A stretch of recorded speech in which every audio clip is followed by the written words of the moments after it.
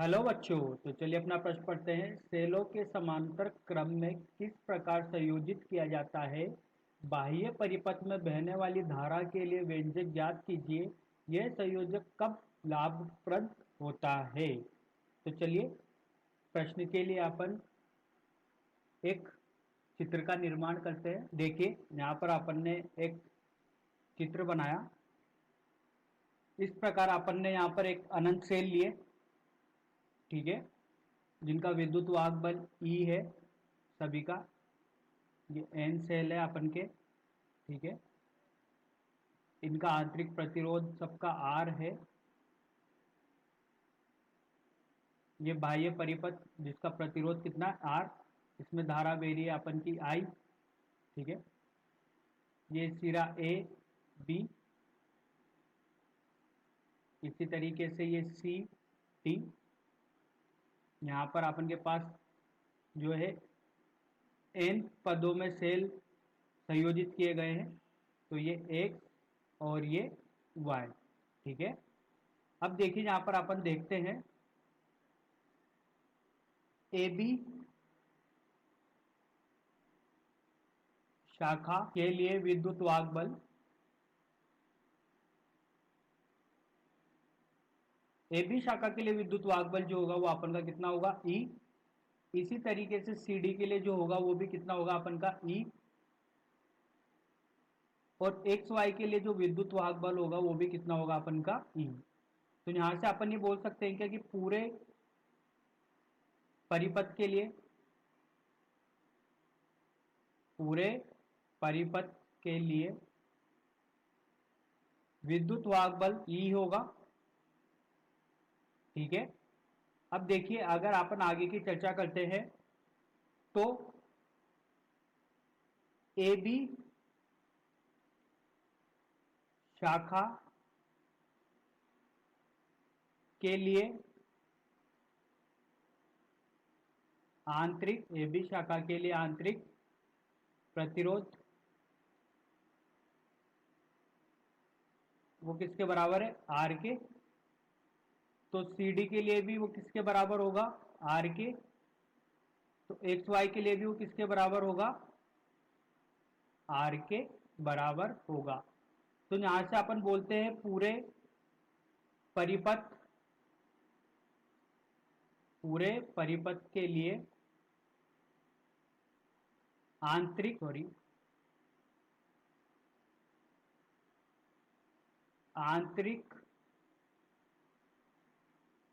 प्रतिरोध, पूरे पथ के लिए जो आंतरिक प्रतिरोध होगा वो क्या होगा अपन का आर डैश, नया प्रतिरोध होगा। तो देखिए इसको अपन किस तरीके से निकालते हैं। एक बटा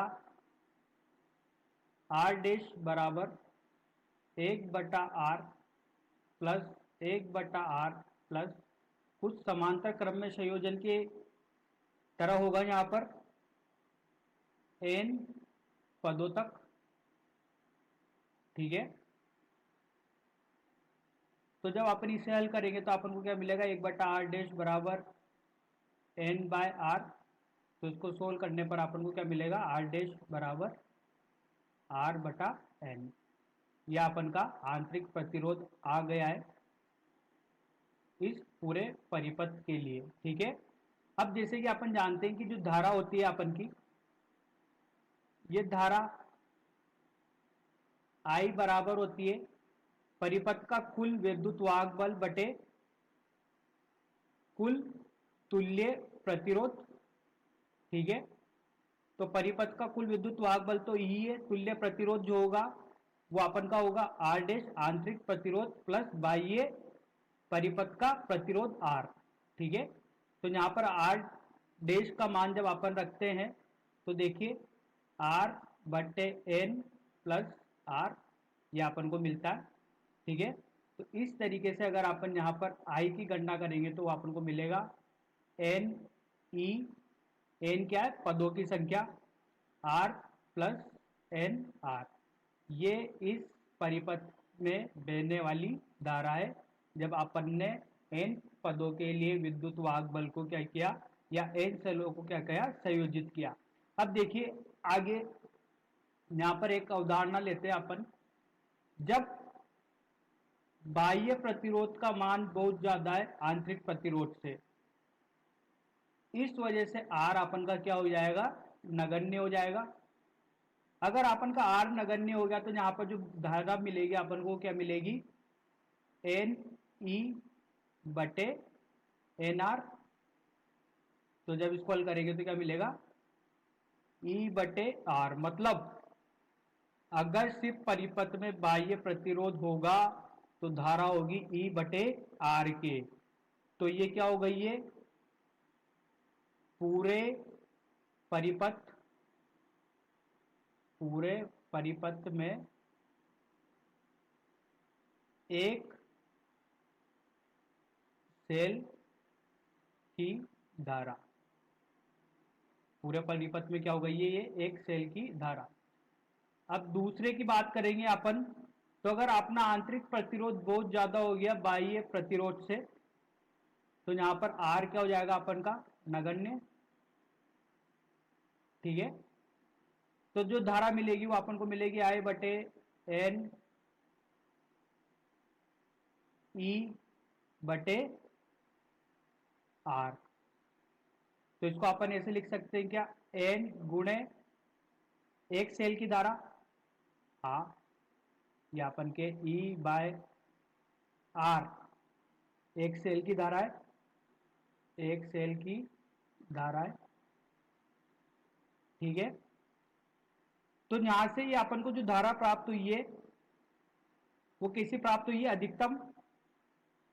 यही अपन को बताना था, इसमें अधिकतम धारा प्राप्त हुई है, अधिकतम धारा प्राप्त हुई है अपन को यहाँ पर। ये क्यों प्राप्त हुई है, जब अपन का आंतरिक प्रतिरोध जो है इसका मान क्या है, ज्यादा है। अगर आंतरिक प्रतिरोध का मान ज्यादा होगा तो अपन को परिपथ में बहने वाली धारा का क्या अधिकतम मान प्राप्त होगा, जो कि होगा एन गुणे विद्युत वाहक बल बटे आंतरिक प्रतिरोध। तो यही अपन से इस प्रश्न में पूछा गया था। आशा करता हूं आपको समझ में आया होगा। धन्यवाद।